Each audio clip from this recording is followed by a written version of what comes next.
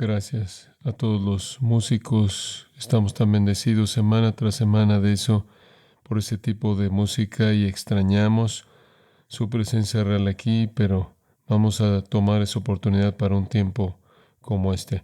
El domingo pasado comencé el comienzo de una serie de dos partes de la comunión, pero se podría extender un poco más allá de eso, dependiendo de cuánto cubramos hoy.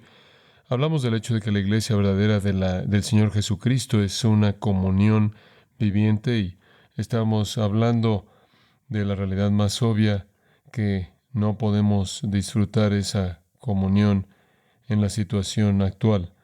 Entonces estamos extrañando lo que es la identidad esencial de la iglesia. Sí, le pertenecemos al Señor Jesucristo, sí, somos un cuerpo espiritual, sí, estamos unidos por la vida eterna en común, pero la iglesia manifiesta su vida en comunión el uno con el otro. De hecho, la Biblia establece un mandato a no dejar de congregarse como algunos acostumbran, sino mucho más conforme el día se acerca. En otras palabras, jamás dejen de congregarse, necesitan estar juntos en la comunión, así es como el Señor ha diseñado que la iglesia sea tanto para fortalecerse a sí misma como para establecer en la sociedad su testimonio a nivel corporativo. La iglesia verdadera entonces del Señor Jesucristo es una comunión viviente.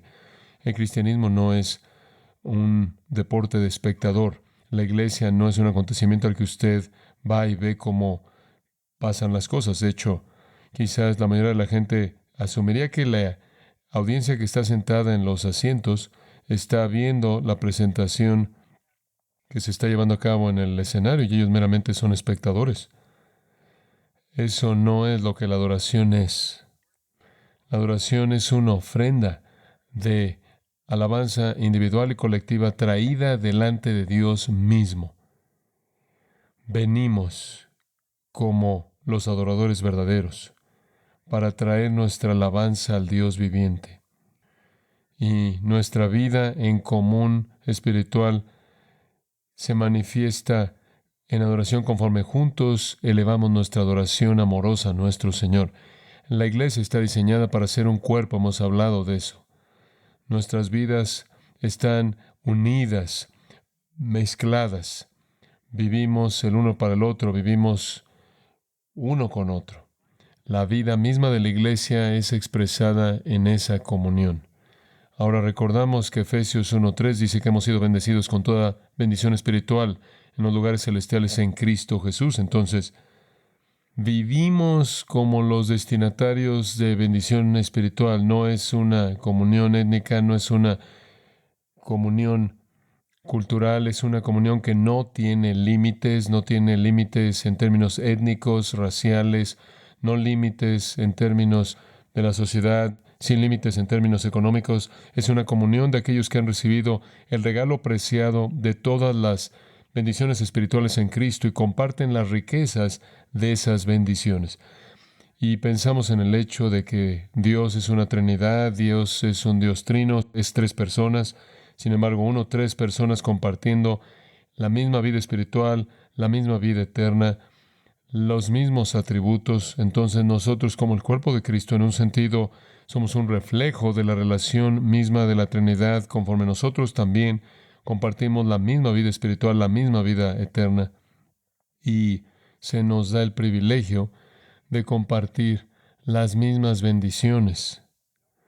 Me di cuenta el otro día que cuando algunas partes de nuestro país se abrieron, hubo una nota en las noticias que la gente salió corriendo a los bares. Eso no es sorprendente para mí y no está solo relacionado con el alcohol. Un escritor dijo esto: el bar del vecindario es la mejor falsificación del tipo de comunión que Cristo quiere para su iglesia. Es una imitación, dando licor en lugar de gracia, escape en lugar de realidad, pero es una comunión permisiva y no es exclusiva. El bar es demócrata, el bar no conmueve a nadie. En el bar usted puede contarle los secretos a alguien más y no cuenta normalmente los secretos que usted contó. Piénselo. El bar florece no porque la mayoría de la gente es alcohólica, sino porque Dios ha colocado en los corazones de todas las personas el deseo por conocer y ser conocidos, de amar y ser amados. Entonces la gente busca una falsificación por el precio de unas cuantas cervezas. El deseo profundo en el corazón humano es por relaciones, relaciones significativas, satisfactorias, que nos animan, amorosas. Eso encuentra su manera de entrar en la cultura en muchas formas. Cualquier persona que vea a su alrededor sabe que la gente se reúne en grupos. Quizás se reúnen en torno a reconstruir automóviles, quizás se reúnen en torno a coleccionar estampillas o en torno a algún deporte o en torno a alguna otra actividad. Hay diferentes lugares y asuntos que son el punto de encuentro de muchas personas, pero no es el punto en sí, sino que es lo que es atractivo es que se reúnen, porque eso está integrado, incorporado en el corazón del hombre. Pero la comunión más rica y más elevada y mejor de todas las relaciones se encuentra en la comunión de los hijos de Dios que están en Cristo y que le pertenecen a Él. La iglesia es la única comunión eterna. Es la única comunión que está capacitada por Dios. Es la única comunión que es destinataria de toda bendición celestial de manera incesante. Es la única comunión que dura para siempre. Entonces, en este momento estamos viendo a personas que corren primero al bar, porque ese es el antídoto para las agonías del aislamiento. Y oímos que es esencial que la gente tenga la oportunidad de hacer eso, porque de otra manera van a encontrarse en una desesperanza y depresión abrumadoras y quizás terminen quitándose la propia vida. Este es un reflejo de cuán profundamente el hombre está diseñado para ser amado y para amar. La iglesia satisface eso de una manera en la que nada ni siquiera se puede acercar. Sin embargo, creo que para nosotros como creyentes tendemos a dar eso por sentado hasta que entramos en una situación como esta. Este es el domingo número 11, en donde no hemos podido disfrutar de la comunión que se ha vuelto más dolorosa para nosotros, se ha vuelto una pérdida más seria. No hay bar, no podemos reunirnos en torno a una televisión para ver un deporte, no hay un acontecimiento humano que pueda sustituir lo que nos perdemos en la vida de la iglesia. Ahora hablamos de la iglesia como siendo definida por Dios en una serie de metáforas. La iglesia es llamada una novia y Cristo el novio. La iglesia es llamada pámpanos y Cristo es la vid, el tronco al cual estamos pegados. La iglesia es una familia y Dios es nuestro Padre, Cristo es nuestro hermano. La iglesia es un reino y el Señor Jesús es nuestro Rey. La iglesia es un rebaño y Él es nuestro pastor. La iglesia es un edificio y Él es el arquitecto y piedra angular. Pero lo que habla de manera más clara del asunto de la comunión es ver a la iglesia como un cuerpo. Es el cuerpo de Cristo, es el organismo espiritual y visible en el que estamos unidos juntos mediante la vida eterna espiritual. Somos un organismo vivo espiritual, así como el cuerpo humano es una colección de células que hacen que el todo opere como opera, así es la iglesia, es una colección de células espirituales y cada una de ellas tiene una función muy importante en base al ADN que está integrado en cada uno de nosotros, que produce la visión de Cristo que el mundo pueda ver. En Efesios capítulo 4, leemos que los apóstoles y los profetas y los evangelistas y los pastores maestros son para edificar a los santos, para la edificación del cuerpo de Cristo. No somos nada más un cuerpo en el sentido que somos orgánicos, somos el cuerpo de Cristo, que cuando la iglesia opera como debe funcionar, Cristo es desplegado de tal manera que todos llegamos a la unidad de la fe y del conocimiento del Hijo de Dios, un varón perfecto, a la medida de la estatura de la plenitud de Cristo.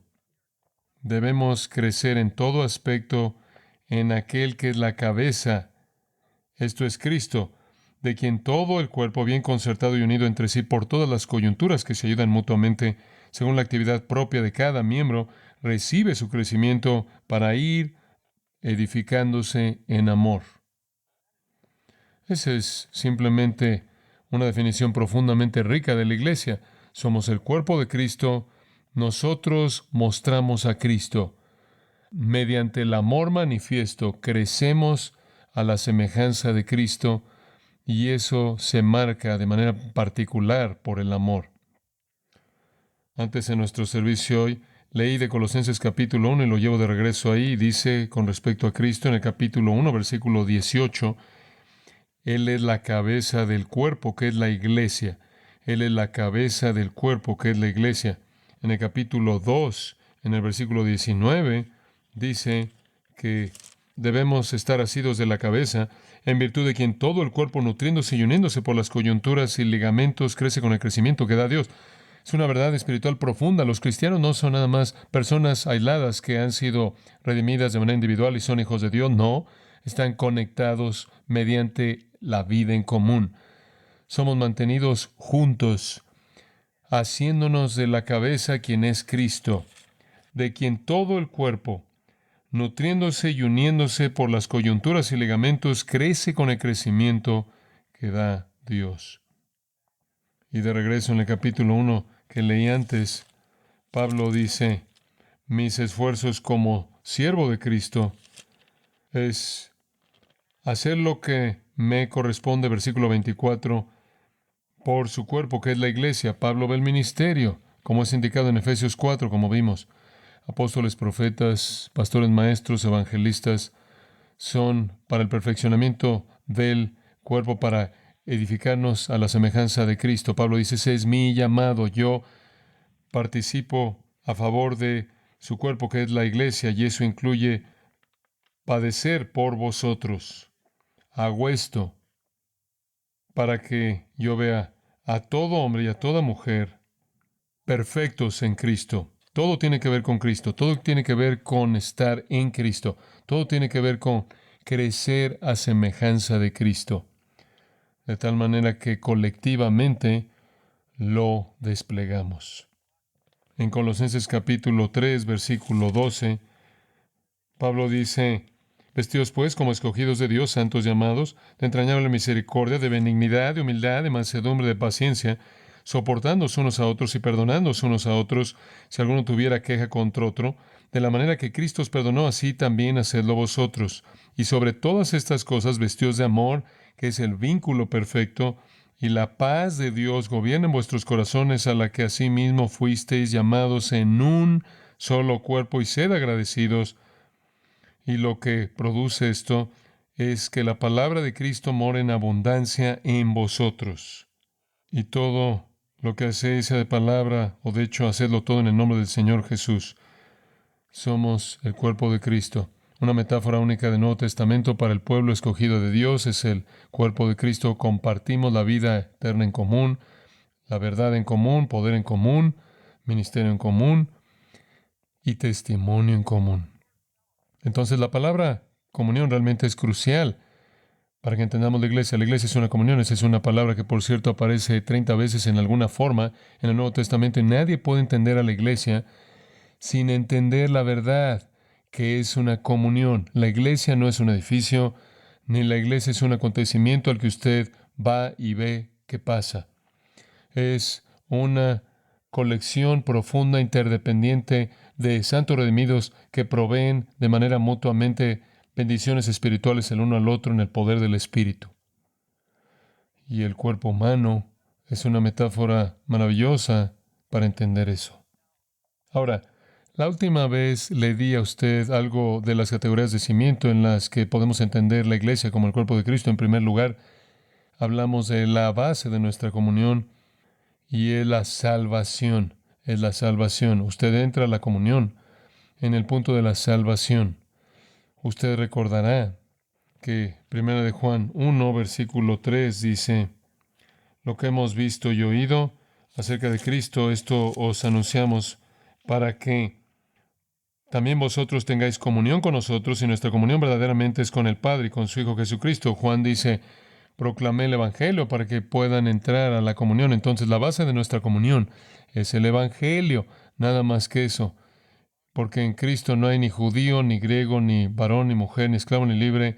No hay división de ninguna persona, de ninguna otra persona en la comunión. La salvación nos hace uno en la comunión. La base entonces es la salvación. Si usted es un creyente, usted está en la comunión. La naturaleza de nuestra comunión, hablamos de eso, es compartir. Esa es una palabra simple, pero eso es exactamente. Vimos eso en Hechos capítulo 2, como inmediatamente cuando la iglesia fue fundada en el día de Pentecostés, la gente estaba compartiendo en la cena del Señor, estaban compartiendo en comunión personal y estaban compartiendo en la doctrina de los apóstoles. El aspecto experimental, el aspecto empírico de esta salvación en común es compromiso mutuo en la verdad, el amor y el servicio unos a otros. Y en tercer lugar, concluimos la última vez que el símbolo de nuestra comunión es la mesa del Señor, y habíamos preparado para hacer todo el día, para el día de hoy, antes de que los planes cambiaran. Pero la mesa del Señor, 1 Corintios 10, establece que la mesa del Señor en los versículos 16 y 17 es una comunión compartida. Entonces la base es la salvación, todos estamos en Cristo, venimos a la mesa del Señor, hemos participado de su cuerpo y su sangre, ese es el símbolo, Él es nuestro Salvador, Él es nuestra cabeza, Él es nuestro Señor, Él es nuestro Rey, y declaramos eso de manera abierta cuando nos reunimos en torno a su mesa. ¿Cómo es que la mesa del Señor ministra gracia a nosotros? Hace eso en la adoración colectiva de la iglesia en torno a la mesa. La mesa del Señor no es algo que usted hace como un individuo. Esa es la razón por la que no lo hacemos en vivo por internet. No es una expresión individual. 1 Corintios es muy claro. Cuando os reunís en un lugar, literalmente en el griego, cuando se reúnan en un lugar, cuando se reúnan, se repite 3 o 4 veces. Hagan la mesa del Señor de esta manera. Es para que nosotros la realicemos de manera colectiva, y es esa expresión maravillosa colectiva de adoración y alabanza a nuestro Señor por su muerte que nos une y ministra gracia a nuestros corazones. Ahora, eso nos lleva a un par realidades de conclusión para entender la comunión. En primer lugar, la base es la salvación, la naturaleza es compartir, el símbolo es la cena del Señor. Permítanme hablar del peligro. ¿Cuál es el peligro para la comunión? Y en una palabra, el peligro para la comunión es pecado. El pecado es el peligro para la comunión. El pecado interrumpe la comunión. El pecado afecta a la comunión. El pecado se mete a la eficacia del testimonio. El pecado se entromete de manera significativa en el ministerio mutuo. El pecado interrumpe el amor y coloca en su lugar enemistad y amargura y discordia. El pecado es el peligro singular en contra de la comunión. Acompáñeme a Mateo capítulo 18, esa porción tan conocida de la Escritura, en donde el Señor resume el peligro para la comunión de manera categórica en el aspecto del pecado. Ese es el peligro. Esa es la razón por la que nuestro Señor dice en Mateo 18:15, si tu hermano peca, no menciona ninguno en particular. Cualquier pecado va a tener el mismo efecto. Si tu hermano peca, ve y repréndele estando tú y él solos, en privado. Así es como la comunión opera. Es así de íntima, que usted va y en privado confronta el pecado de su hermano. Esa es la comunión. Eso es requerido. De hecho, esa es la primera instrucción dada en el Nuevo Testamento para los creyentes en la iglesia. La iglesia apenas acaba de ser presentada, y de regreso en el capítulo 16, cuando el Señor dice, edificaré mi iglesia. Y aquí está la primera instrucción dada a la iglesia, y es dada para proteger a la iglesia en su comunión. Si tu hermano peca, tiene usted la obligación de ir y mostrarle su falta en privado. Si te oyeras ganar a tu hermano, eso es crítico, porque eso es lo que interrumpe la comunión, y lo que interrumpe la comunión, obviamente, interrumpe nuestro gozo, interrumpe nuestro amor y daña nuestro testimonio colectivo. Si te oyeras ganar a tu hermano, Mas si no te oyere, toma contigo a uno o dos, para que en boca de dos o tres testigos conste toda palabra. Si no oye la respuesta en privada, tomas a dos o tres testigos, como fue básicamente establecido ya atrás en el libro de Deuteronomio, que las cosas deben ser confirmadas por boca de dos o tres testigos. Entonces estás llevándolos para confirmar o una respuesta arrepentida o una respuesta rebelde. Si no los oyere a ellos, dilo a la iglesia. ¿Y qué debe hacer la iglesia? Lo mismo. La iglesia debe ir a él. ¿Cómo sabemos eso? Porque la siguiente línea es: y si no oyere a la iglesia, tenle por gentil y publicano. En otras palabras, el pecado afecta tanto la vida del cuerpo de Cristo, a la comunión, que vas al máximo grado, y el máximo grado es decirle a la iglesia entera para que vaya a buscar a este pecador impenitente. Y si se rehúsa escuchar a la primera persona, los siguientes tres, y a la iglesia, entonces lo tratas como alguien de afuera. Gentil y publicano simplemente son expresiones que indican a alguien que no es parte del reino. Los tratas como si fueran incrédulos, porque bien podrían ser incrédulos. Literalmente los sacas de la comunión. Ahora, eso es difícil. Eso es muy, muy explícito. Y entonces, en cierta manera, respiras hondo y dices, pero eso no es algo fácil que hacer. Y entonces, para ayudarle con eso, versículo 18, nuestro Señor dijo: de cierto os digo, que todo lo que atéis en la tierra será atado en el cielo, y todo lo que desatéis en la tierra será desatado en el cielo. Otra vez os digo que si dos de vosotros se pusieren de acuerdo en la tierra acerca de cualquiera cosa que pidieren, les será hecho por mi Padre que está en los cielos, porque donde están dos o tres congregados en mi nombre, allí estoy yo en medio de ellos. ¿Sabe usted lo que eso está diciendo?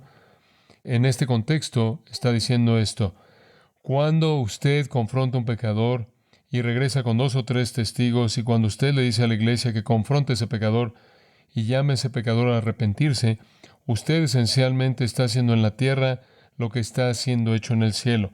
Usted está haciendo el trabajo del cielo en la tierra.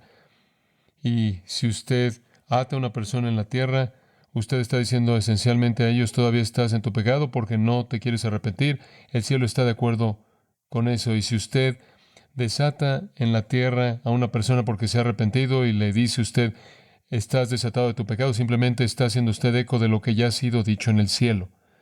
Y debe saber esto, que por duro que sea, cuando incluso dos o tres van en esa segunda expresión, dos de ustedes van, el cielo está de acuerdo con ustedes. Más que eso, versículo 20, Jesús dijo: yo estoy ahí en medio de ustedes. Nunca Cristo está más presente en su iglesia como cuando su iglesia está confrontando la conducta pecaminosa y la impenitencia. Porque el pecado es un peligro tan desastroso para la iglesia. Cualquier pecado, todo pecado, tolerado, perpetuado, de una manera impenitente, hace un daño horrendo a la iglesia. Ahora no estamos hablando del asunto del perdón. Si usted es un creyente verdadero, sus pecados son perdonados. Eso es presentado de manera muy clara. Efesios 1:7, Efesios 4:32, e incluso en Colosenses capítulo 2, 1 de Juan 2:12. No es cuestión de perdón para los creyentes verdaderos. Están cubiertos por el perdón que es extendido en Cristo. No es cuestión de amor. En Juan 13:1 usted podrá decir, conforme Jesús estaba viendo a sus discípulos la noche de su última cena con ellos, que habían actitudes pecaminosas entre ellos. Sin embargo, dice en Juan 13:1 que habiéndolos amado en el mundo, los amó eistelos, los amó hasta el fin, los amó al máximo. El perdón para los creyentes verdaderos es un asunto que ya está cerrado, concluido en el cielo. El amor para los creyentes verdaderos es un asunto que está cerrado en el cielo. No es cuestión de perdón, no es cuestión de amor. Es cuestión, no obstante, de bendición.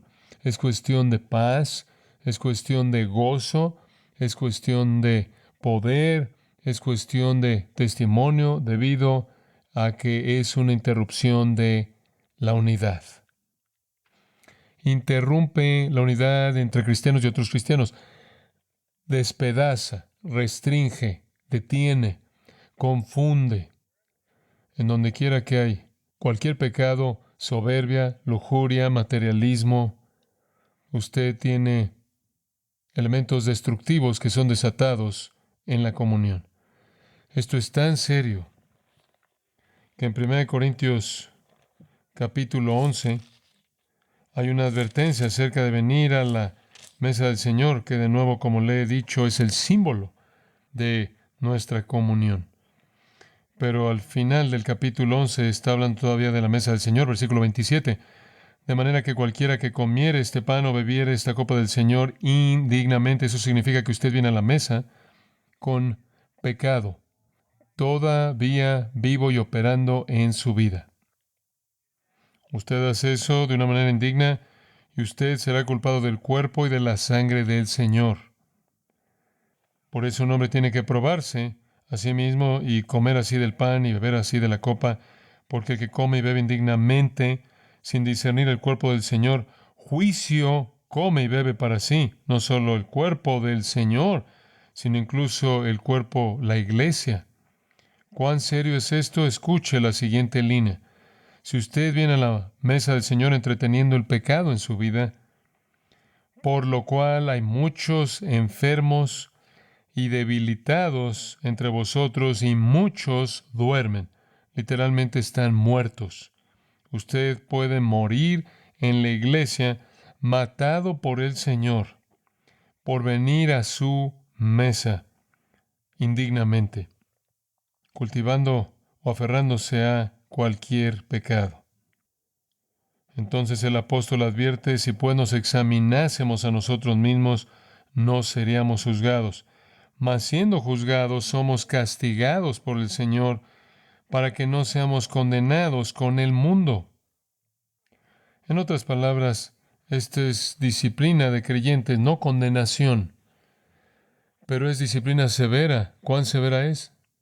Algunos de ustedes están debilitados, algunos de ustedes están enfermos, algunos han muerto. No debe venir usted a la mesa del Señor con pecado en su vida. Eso es extremadamente serio. Esa es una afrenta en contra de Dios. Y ese es el símbolo de nuestra comunión. Usted queda aislado del símbolo porque usted se ha aislado de la realidad. El pecado debe ser enfrentado. Esa es la razón por la que, como dije, la primera instrucción dada a la iglesia está en Mateo 18:15 en adelante, en donde usted ve el pecado, usted lo confronta. Regresemos a ese texto de Mateo y hablemos un poco de él. La influencia de la iglesia. Todos diríamos que nos gustaría que la iglesia influenciara al mundo. Obviamente, la influencia de la iglesia no depende de relevancia cultural, no depende de inteligencia mercadológica, no depende de presentar una etiqueta, no depende de buscar un nicho, no depende de algún tipo de metodología comercial o mercadológica. ¿En dónde es que la influencia de la iglesia se encuentra? La influencia de la iglesia depende de su santidad. ¿Cómo puede la iglesia tener un impacto? ¿Cómo puede la iglesia tener un impacto en una cultura que más y más es inmoral? Eso es ciertamente lo que estaba enfrentando la primera iglesia en la época del Nuevo Testamento. ¿Cómo es que la iglesia debe tener un impacto? Mediante su santidad. El Señor enfatizó eso en el 5º capítulo de Hechos. Creo que todos recordamos eso. Hubieron algunas personas que mintieron al Espíritu Santo. Ellos pretendieron haber dado todo lo que habían recibido por haber vendido un terreno. Pretendieron haberle entregado todo al Señor, cuando de hecho no se lo entregaron al Señor. Y sus nombres fueron Ananías y Zafira. Y Pedro les dice, después de que habían presentado su ofrenda pública y abiertamente de manera hipócrita? ¿Por qué llenó Satanás tu corazón para que mintieses al Espíritu Santo y sustrajeses del precio de la heredad? Reteniéndola no te quedaba a ti, no tenías que venderla, y vendida no estaba en tu poder, no tenías que darla, no tenías que decir que ibas a darlo todo, no tenías ni que venderla ni decir que ibas a dar todo, no había regla en eso. ¿Por qué pusiste esto en tu corazón? No has mentido a los hombres sino a Dios. Al oír Ananías estas palabras, cayó y expiró, y vino un gran temor sobre todos los que lo oyeron. El Señor literalmente lo mató en la iglesia por mentir acerca de su ofrenda. Y levantándose los jóvenes, lo envolvieron y sacándolo, lo sepultaron. Pasando un lapso como de 3 horas, sucedió que entró su mujer. Y Pedro le dijo, dime, ¿vendisteis en tanto la heredad? Y ella dijo, sí, en tanto. Y Pedro le dijo, ¿por qué convinisteis en tentar al Espíritu del Señor? He aquí a la puerta a los pies de los que han sepultado a tu marido, y te sacarán a ti. Al instante ella cayó a los pies de él y expiró, y cuando entraron los jóvenes la hallaron muerta, y la sacaron y la sepultaron junto a su marido, y vino gran temor sobre toda la iglesia y sobre todos los que oyeron estas cosas. Ahora, usted no pensaría que esa sería una gran manera de promover una iglesia. Lo que decían ahí en la ciudad era, no, debes ir ahí porque la gente muere. La gente muere, incluso gente que da mucho dinero a la iglesia, incluso gente que vendió terreno y le dio dinero a la iglesia, murieron ahí. ¿Qué tipo de lugar raro es ese? Esa sería la peor manera posible de promover tu iglesia. Ven a nuestra iglesia y si eres un hipócrita, puedes ser matado y sepultado y nunca regresar a tu familia. Hay algunas iglesias en la actualidad que veo que están muy preocupados por la pérdida de peso.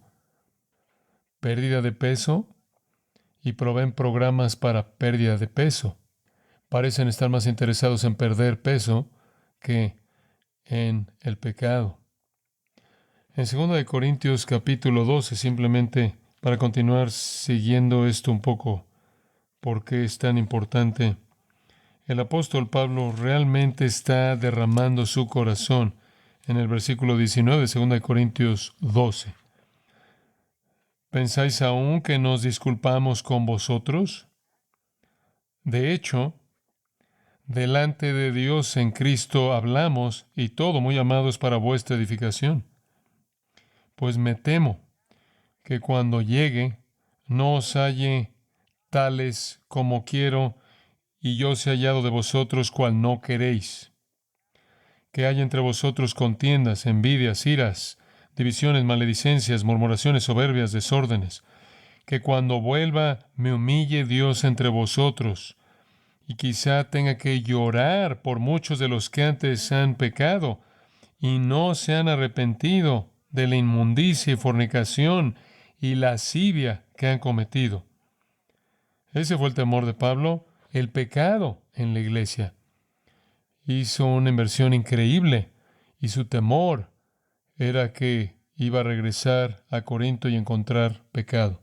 En el capítulo 13 comienza, esta es la tercera vez que voy a vosotros, y él cita de Deuteronomio, por boca de 2 o de 3 testigos se decidirá todo asunto. He venido, voy a confrontar el pecado, como dijo nuestro Señor en Mateo 18, y lo voy a hacer según esta prescripción de Deuteronomio. He dicho antes y ahora digo otra vez, como si estuviera presente y ahora ausente, lo escribo a los que antes pecaron, debido a que él había estado ahí, y a todos los demás, que si voy otra vez no seré indulgente. Pues buscáis una prueba de que habla Cristo en mí, el cual no es débil para con vosotros, sino que es poderoso en vosotros. ¿Qué está diciendo? ¿Están cuestionando si represento a Cristo? ¿Están cuestionando si Cristo se mueve y habla en mí? Se los voy a probar, porque cuando yo venga, voy a encontrar el pecado y lo voy a enfrentar y no voy a librar a nadie. Hombre, Pablo dijo, miren, voy a confrontar el pecado. Podría quebrantar mi corazón, encontrar pecado que hay ahí, pero no voy a ser indulgente con nadie. El poder y la influencia de la iglesia está directamente conectada a su pureza. no a su relevancia cultural, no a su estilo, no a su música. El impacto de la iglesia en una cultura que más y más es inmoral está ligada a su santidad. Los medios masivos de comunicación, la inteligencia, hace que vengan multitudes a la iglesia. La santidad hace que el Señor Jesús venga a la iglesia. Esa es la razón por la que Pablo dice al escribirle a los Corintios, límpiense de toda inmundicia de la carne, perfeccionando la santidad en el temor de Dios. Nada es tan serio en la vida de la iglesia como el pecado. Sin embargo, en el mundo evangélico contemporáneo de hoy día, confrontar el pecado es lo último que los predicadores populares quieren hacer. A ellos ni siquiera les gusta mencionar la palabra pecado. ¿A cuántas iglesias iría usted antes de que encontrara una iglesia que se reúne en torno a la mesa del Señor y habla de un pecador o pecadores a quienes la gente acudió y no se arrepintieron, a quienes 2 o 3 acudieron y no se arrepintieron? Y ahora le están diciendo a la iglesia cuántas veces ha estado usted en un servicio de comunión y ha oído del pastor que la iglesia entera necesitaba ir y llamar a un pecador impenitente de regreso al Señor. ¿Cuántas veces ha oído usted eso? Es una realidad triste. No hay gozo en hacerlo. Pero la mayor parte del tiempo aquí en Grace Community Church, en la mayor parte del tiempo cuando tenemos comunión, tenemos que hacer eso. La gente en el libro de los Hechos no quería acercarse a la iglesia porque usted podía morir ahí. No iban a ir a un lugar en donde el pecado constantemente está siendo exhibido. Me acuerdo en los primeros años cuando apenas había llegado a Grace y nunca había visto una iglesia en ningún lugar que fuera obediente a Mateo 18. Yo dije, vamos a hacer eso. Se me dijo por muchas personas, vas a vaciar a la iglesia, vas a vaciar la iglesia. Y la realidad es que llenamos la iglesia. Porque los hijos verdaderos de Dios aman la santidad. Tienen afectos santos, sí. Mantiene alejados a los hipócritas en general, pero es la realidad más atractiva para los santos verdaderos. Porque anhelan ser todo lo que el Señor quiere que sean. Estaba hablando con alguien el otro día acerca del Salmo 119. Salmo 119 es simplemente un salmo increíble, el capítulo más largo en la Biblia y ciertamente el salmo más largo. Usted lo conoce. Hay 176 versículos. Y el salmista en 175 versículos dice que él ama la ley de Dios de una u otra manera. 175 maneras diferentes. Amo tu ley, amo tus estatutos, amo tus preceptos, amo tus testimonios. Y después al final, su versículo final, 176. Yo anduve errante como oveja extraviada. Busca a tu siervo. ¿Qué? 175 veces dices que amas la ley de Dios y terminas diciendo, anduve errante como oveja extraviada. Esta es la realidad. Todos nosotros necesitamos estar en un lugar en donde el pecado es confrontado. Y queremos estar ahí porque anhelamos la santidad. Si usted no tiene interés en la santidad en su llamada iglesia, los hipócritas van a estar felices ahí. Si usted busca la santidad, no van a sobrevivir. Cuando el Señor nos enseñó a orar, Él dijo, oren así, hágase tu voluntad como en el cielo, así en la tierra. Su voluntad es que ninguna cosa impía entre jamás, y esa es su voluntad para la tierra. Eso lleva a una categoría final de consideración con respecto a la comunión. Y esa es no solo la base de nuestra comunión, la cual es la salvación, la naturaleza, la cual es compartir el símbolo, la cual es la mesa del Señor, el peligro, el cual es pecado, sino el deber. ¿Cuál es nuestra responsabilidad? En una palabra, servir, servir. De hecho, en 2 Corintios 8:4, la comunión es identificada como la comunión de el servir. La comunión de servir. Esta es la iglesia. No es un acontecimiento de espectadores una vez a la semana. Eso es únicamente la iglesia que sirve, la comunión que sirve, que se congrega para la adoración colectiva. Nos encanta la adoración colectiva, pero esa no es la expresión completa de la vida de la iglesia. Aquellos de ustedes que son parte de Grace Community Church, ustedes saben cómo es el servicio de la comunión. Simplemente ayer, esperando el hecho de que íbamos a poder abrir nuestra iglesia, habíamos estado teniendo construcción a lo largo aquí en estos días y estamos agradecidos porque lo hemos podido hacer más rápido, porque no fuimos interrumpidos por muchos acontecimientos, pero cuando la gente se dio cuenta de que quizás podríamos abrir, un pequeño ejército de personas estaban aquí sirviendo, tras bambalinas, y así es siempre. Nos servimos unos a otros, no solo el domingo cuando nos congregamos, sino nos servimos unos a otros en todo nivel, comenzando en matrimonios que se sirven unos a otros y familias que se sirven entre sí, familias extendidas y amistades, y se extiende después a estudios bíblicos y en diferentes expresiones de comunión. La iglesia es la comunión de los servidores. Nos servimos unos a otros. Y esencialmente usted puede dividir ese tipo de servicio en 2 categorías. La primera categoría será lo que llamamos dones espirituales. Dones espirituales. Se hace referencia a ellos en Romanos 12, 1 Corintios 12, Efesios 4, 1 Pedro 4. Usted los puede buscar. Pero a todo creyente se le da un don espiritual, y ese don espiritual es básicamente una función capacitada por el Espíritu Santo mediante la cual usted sirve a otros. Y no solo está aislado una cosa. Usted puede decir tengo el don de enseñanza, o podría decir quizás tengo el don de predicación, o quizás podría decir se me han dado dones de liderazgo. Es una mezcla.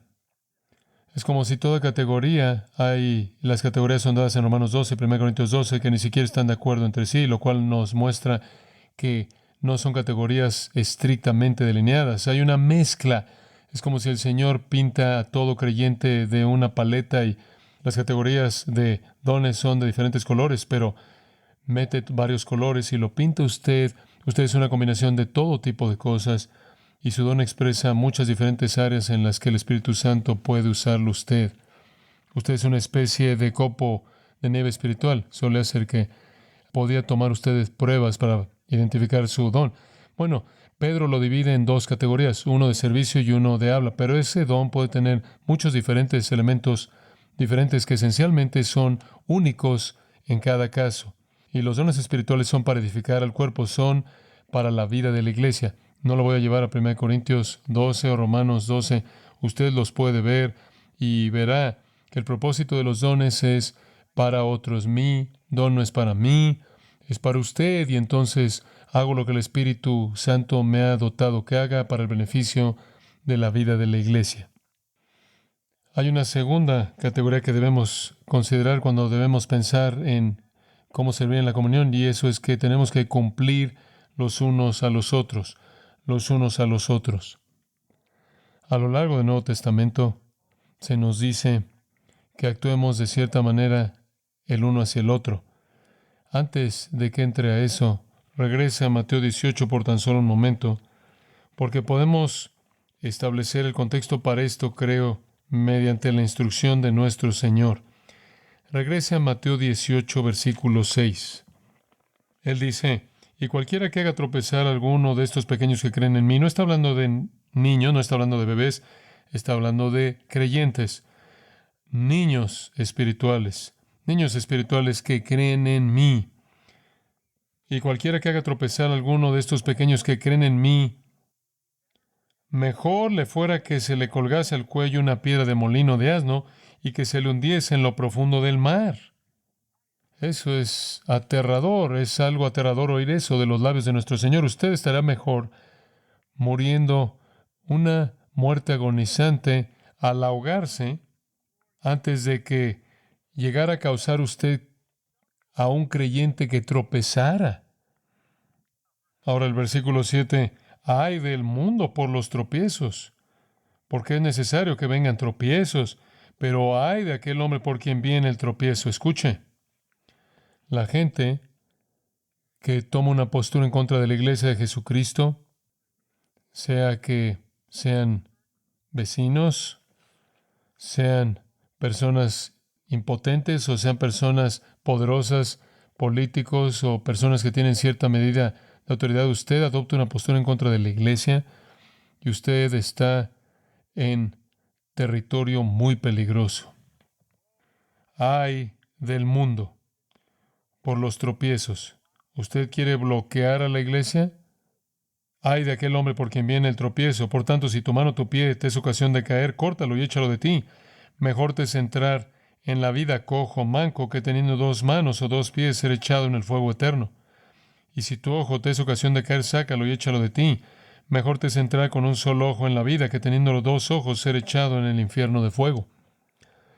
Es un texto extremo que salió de la boca de Jesús y advierte a aquellos que hacen que sus hijos tropiecen. Esto es hipérbola. Usted tiene que tomar medidas drásticas. No quiere decir que tiene que cortarse un miembro o sacarse un ojo. Esta es una ilustración de la reacción extrema que usted debería tener para detenerse de causar que sus hijos tropiecen. Si usted no toma acción dramática para detener eso, usted va a ser arrojado al fuego del infierno. Versículo 10. Mirad que no menospreciéis a uno de estos pequeños. Catafroneo, que no piensen menos de ellos, que no los menosprecien. Porque os digo que sus ángeles en los cielos ven siempre el rostro de mi Padre que está en los cielos. La gente en el mundo quizás pueda causar que los creyentes tropiecen, incluso personas en la iglesia puedan causar que los creyentes tropiecen. Pero el Padre está viendo. Y el Padre va a enviar a sus ángeles para cuidar a sus propios hijos. Si usted menosprecia a cualquier creyente, si usted trata con indiferencia a un creyente como si no tuviera valor, usted no entiende que usted está hablando y está haciendo que tropiece, según el versículo 3, a pequeños del reino, a hijos del reino, versículo 4, hijos del reino, versículo 5, niños que llevan el nombre de Cristo. Más vale que tenga cuidado en cómo trata usted a la iglesia. ¿El Señor está preocupado por cómo el mundo hace esto? ¿Tenemos una expectativa de cómo el mundo trata a los creyentes? Es confirmada al final del capítulo 11 de Hebreos, en donde el escritor dice, ¿y qué más digo? Porque el tiempo me faltaría contando de Gedeón, de Barak, de Sansón, de Jefté, de David, así como de Samuel y de los profetas, que por fe conquistaron reinos, hicieron justicia, alcanzaron promesas, taparon bocas de leones, apagaron fuegos impetuosos, evitaron filo de espada, sacaron fuerzas de debilidad, se hicieron fuertes en batallas, pusieron en fuga ejércitos extranjeros. Las mujeres recibieron sus muertos mediante resurrección, mas otros fueron atormentados, no aceptando el rescate a fin de obtener mejor resurrección. Otros experimentaron vituperios y azotes, y además de esto prisiones y cárceles, fueron apedreados, aserrados, puestos a prueba, muertos a filo de espada. Anduvieron de acá para allá, cubiertos de pieles de ovejas y de cabras, pobres, angustiados, maltratados, y después esto, de los cuales el mundo no era digno. El Señor está profundamente preocupado por cómo el mundo trata a sus hijos. Usted no debe causar que uno de estos que creen en mí que tropiece. De regreso a Mateo 18 por un momento. Debido a su relación con los ángeles, su relación con los ángeles. Los ángeles, de acuerdo con la Escritura, están cuidando a los santos. Los ángeles, según el libro de los Hechos, guían. En el Antiguo Testamento, los ángeles proveyeron para Agar, Samuel y Elías. Salmo 91, los ángeles protegen. Hechos 5, Hechos 12, los ángeles libraron. Daniel 9, Daniel 10, los ángeles dieron respuesta a la oración. Somos cuidados por los ángeles celestiales, los ángeles que están delante de Dios, que ven el rostro de Dios en la gloria del cielo. Hebreos 1:14 dice que están diseñados por Dios. Una de las promesas más maravillosas, como espíritus ministradores enviados para prestar servicio por causa de aquellos que heredarán la salvación. Usted más vale que tenga cuidado en cómo trata a los creyentes, y le estoy diciendo esto al mundo, pero también se lo estoy diciendo a creyentes. Cuidado con cómo trate usted a otro creyente debido a su relación con los ángeles. Y después, también por su relación con Cristo. Regrese al versículo 5, Mateo 18. Y cualquiera que reciba en mi nombre a un niño como este, a mí me recibe. La manera en la que usted trata a otro creyente es así como está tratando a Cristo. Así es como usted está tratando a Cristo. Jesús dice en Mateo 11, venid a mí todos los que estáis trabajados y cargados, y yo os daré descanso, porque mi yugo es fácil y ligera mi carga. El Señor recibe a los quebrantados. También tenemos otra expresión hermosa de nuestro Señor hacia aquellos que vienen a Él en Mateo, en el versículo 20 de Mateo 12, no quebrará la caña cascada, y el pábilo que humea no se apagará, hasta que Él traiga la justicia a victoria. Tomado de Isaías 42. ¿Qué significa eso? El Señor no apaga una vela que se está apagando. Eso quiere decir que no rechaza a la persona quebrantada que está sufriendo, pobre, y los daña. Él de manera tierna cuida de ellos. Él toma sus tristezas, Él toma su dolor, Él toma su sufrimiento. Él los mantiene en sus brazos conforme Él los mantiene en su corazón. Más vale que tenga cuidado en cómo trata usted a los creyentes debido a los ángeles. Más vale que tenga cuidado en cómo trata a los creyentes debido al Salvador. Porque Él está en todo creyente, y en todo creyente Cristo viene a usted. ¿Y cómo está tratando usted a ese creyente? Es como está tratando a Cristo. ¿Recuerda usted lo que nuestro Señor dijo? Si lo has hecho a uno de estos pequeños, lo has hecho a mí. Y después una tercera razón por la que tiene que tener cuidado para no hacer que un creyente tropiece es su relación con Dios. Dios mismo, el Padre. Versículo 12. ¿Qué os parece?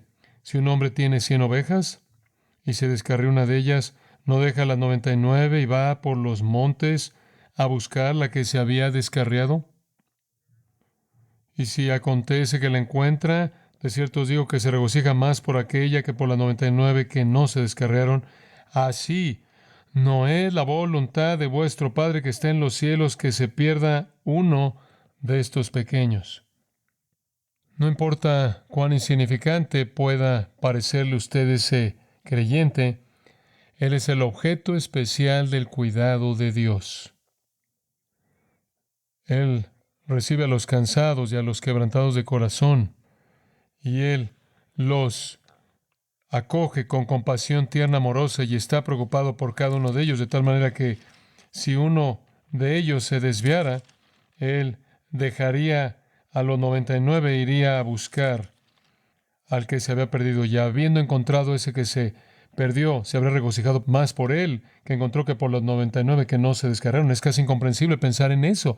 No solo el Padre se regocija cuando el hijo pródigo viene a casa, cuando alguien se salva, sino que el Padre se regocija cuando un creyente que se ha desviado regresa. Dios no se resiste a recibir a un hijo desobediente. El pastor divino, que nunca duerme ni se adormece, que detecta toda oveja que se desvía, y en toda oveja, toda idea que se desvía, va a hallar a las suyas.